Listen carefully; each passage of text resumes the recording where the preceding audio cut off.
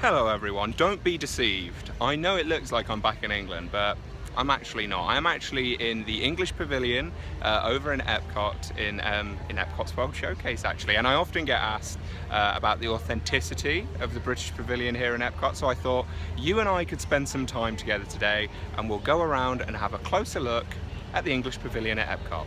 Let's go. Talking where I work actually, my boss says that I'm practically perfect in every way. So can you tell if that's true or not? Well, if you say so. Apparently it was the hair. You wouldn't believe it was worse a few days ago. It was it? Can we take a Explains photo it. together? I would be delighted. Thank you so You do much. clean up rather nicely. You have a bit of soot on. Well, I know, yes. I shower at least once a week now. So. Well, that's a start. Have a good.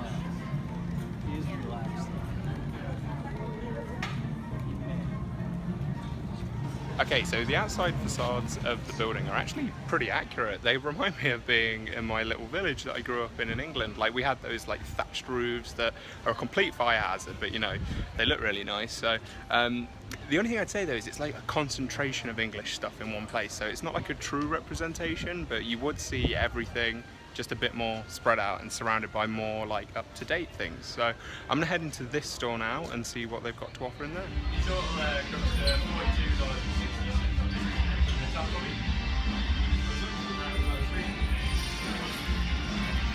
Sexy. Oh, America. I'm so disappointed in you. There was so much hope for this store, but instead, it's just Downton Abbey. Just Downton Abbey.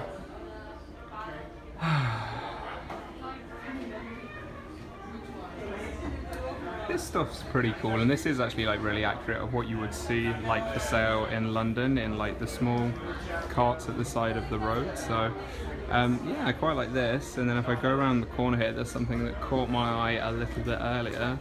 Look at these bad boys.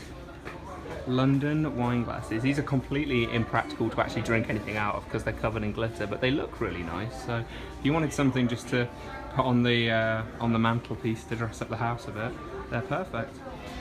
Since Brexit and the pound going down significantly, they've had to cut back on their electricity bills by only turning on one light at a time, so it's really sad. Bells are often used in English culture to summon the help. Now, I've never summoned help in my life, I've always been the help, but I'm slowly working towards becoming not the help.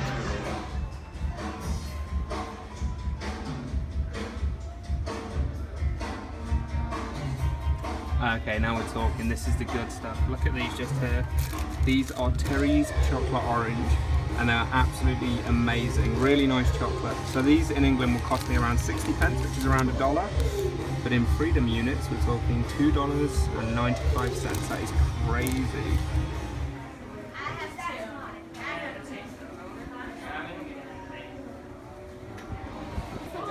Okay, so at least one of the Diz team would definitely love it in here because, not that I'm not loving it, but they sell all that traditional TV merchandise stuff, so including Wallace and Gromit, which is a staple of British entertainment.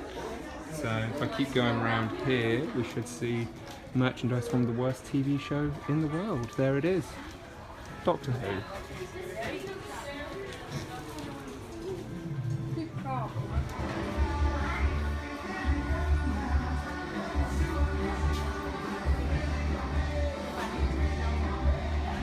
Okay, so I am incredibly impressed with what I've seen so far. It's very, very accurate. We really do drink all that tea that you see inside the stores there for sale. And that stuff you see with the Union Jack on, I've actually seen that in London when I was walking around. So it's all imported, it's all the real thing.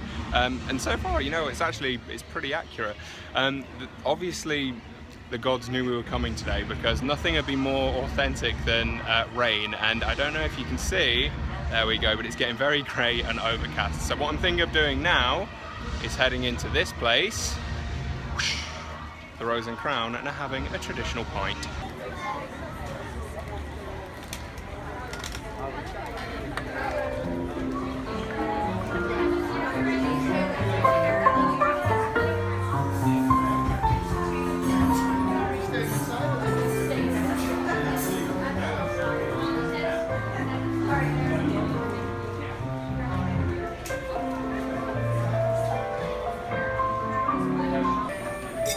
From Florida? Oh, fancy schmancy. Nice.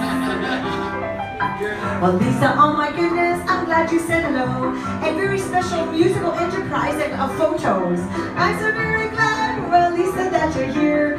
Rock stars photography. Give Lisa a cheer. Okay, so I have been in the Rose and Crown and got my pint of Boddington's. Yep, that's the stuff. That is exactly it as I remember it. And the Rose and Crown itself is absolutely awesome. It's spot on to what an English pub is really like.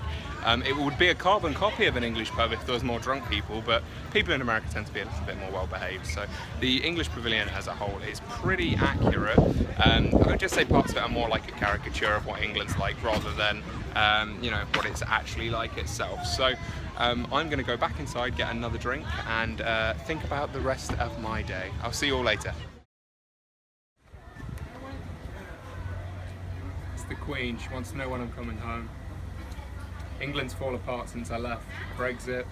People are running rampant in the streets. I should really get back.